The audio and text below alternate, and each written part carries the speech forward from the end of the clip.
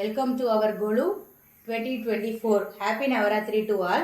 இன்னைக்கு நம்ம பார்க்க போகிற தீம் நம்பர் 3, திருத்தல அதிசய தகவல்கள். ஸோ ஒவ்வொரு கோவிலையும் நம்ம ஆல்ரெடி நிறைய கோவிலை பற்றி தெரிஞ்சிருப்போம், அந்த கோவிலுக்கெல்லாம் போயிருப்போம். சில பல கோவில்களில் இருக்கிற ஸ்பெஷலான விஷயங்கள், அதிசய தகவல்கள் நமக்கு தெரியாமல் இருக்கலாம். ஸோ அதை பற்றின ஒரு சின்ன தகவலை நாங்கள் சேகரிச்சிருக்கோம். அந்த தீம் தான் திருத்தல அதிசய தகவல்கள். இதை பார்க்கறதுக்கு முன்னாடி ஒரு குட்டி தகவல் இதில் பார்த்துட்டு வந்துடலாம். ஸோ அதுக்கு அந்த தகவலுக்கு எங்கே போகிறோம்னா, நம்ம கனகதார ஸ்தோத்திரம் எப்படி உருவாச்சுன்றதை பார்க்கறதுக்காக போகிறோம். ஸோ ஆதிசங்கரர் ஒவ்வொரு நாளும் பிச்சை எடுத்து அந்த இதில் கிடைக்கிறத தான் அன்னன்னைக்கு டேக்கு யூஸ் பண்ணிப்பாரான். ஸோ ஒரு நாள் ஆதிசங்கரர் ஒரு ஒரு ஏழை குடிசை வீட்டுக்கிட்ட போய் நின்றுண்டு ஏதாவது கிடைக்குமான்னு கேட்டிருக்காக்காக போய் நின்றுருக்காரு. அப்போ அந்த ஏழை குடிசை வீட்டில் ஒன்றுமே இல்லையா வீட்டுக்குள்ளே. அந்த மனைவியானவங்க உள்ள சொந்தக்காரவங்க ரொம்ப தேடி தேடி பார்த்தாங்கன்னா எதுவுமே கிடைக்கலையா. ஒரே ஒரு நெல்லிக்கனி மட்டும்தான் இருந்ததான். அந்த நெல்லிக்கனியை எடுத்துன்னு அவருக்கு கொடுத்தாங்களாம். அப்போ ஆதிசங்கரன் நினச்சாராம், தனக்குன்னு ஒன்றுமே இல்லாத சமயத்துலேயும் எனக்குன்னு நீ கொடுக்கறதுக்காக வந்திருக்கியே அப்படின்னு நினச்சி அவங்களோட வறுமையை போக்குறதுக்காக அவர் கனகதாரா ஸ்தோத்திரம் அங்கேயே நின்று உடனே பாடினாராம். ஸோ அப்போ அந்த கனகதாரா ஸ்தோத்திரத்தை கேட்டவன் மாத்திரத்திலேயே லக்ஷ்மி அப்படியே அந்த வீட்டு கூரை மேலே அப்படியே தங்க காசு மழையாக பொழிஞ்சிட்டாலாம். ஸோ நம்மளும் டெய்லி அந்த கனகதாரா ஸ்தோத்திரத்தை தொடர்ந்து படிச்சுட்டே வந்தோன்னா நமக்கும் லக்ஷ்மி கூரை மேலே என்ன, கூரை ஃபுல்லாக வீடு ஃபுல்லாகவே தங்க மழையால் நிரப்பிட மாட்டாளா. ஸோ இப்போ நம்ம கண்டினியூ பண்ணலாம்.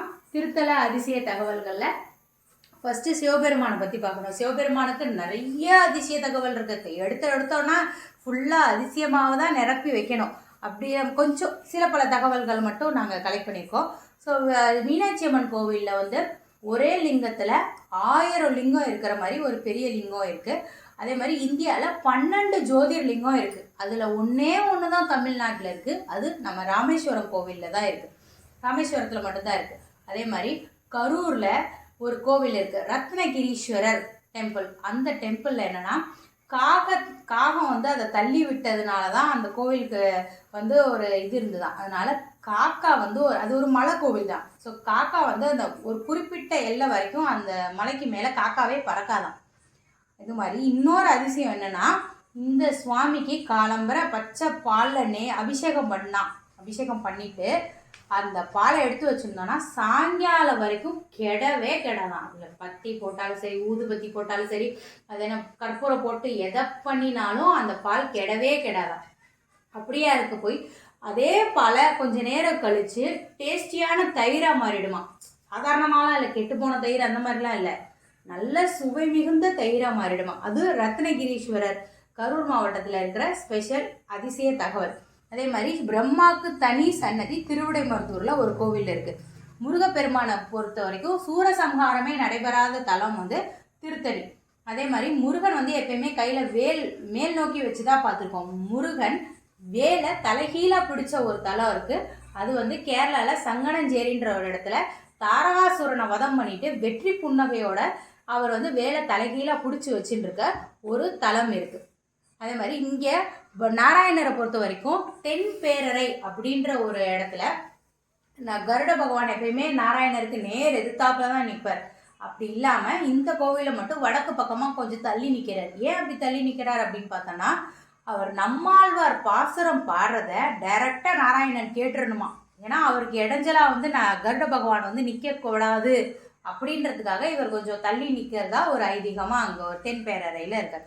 அதே மாதிரி பத்ரிநாத் நாராயணர் டெம்பிளில் நவம்பர் மாதத்தில் ஸ்டார்ட் பண்ணி ஒரு 6 மந்த்ஸ்க்கு கோயிலை மூடி வைப்பாங்க. குளிர்காலத்துக்காக மழைலாம் ரொம்ப பெய்யும்ல அங்கெல்லாம். ஸோ அதனால் மூடி வைப்பாங்களாம். அப்படி மூடி வைக்கிற சமயத்தில் நவம்பர் மாதம் மூடுறதுக்கு முன்னாடி என்ன பண்ணுவாங்கன்னா, ஒரு விளக்கு ஏற்றி வச்சுட்டு கோயிலை மூடி வச்சுட்டு போயிடுவாங்களாம்.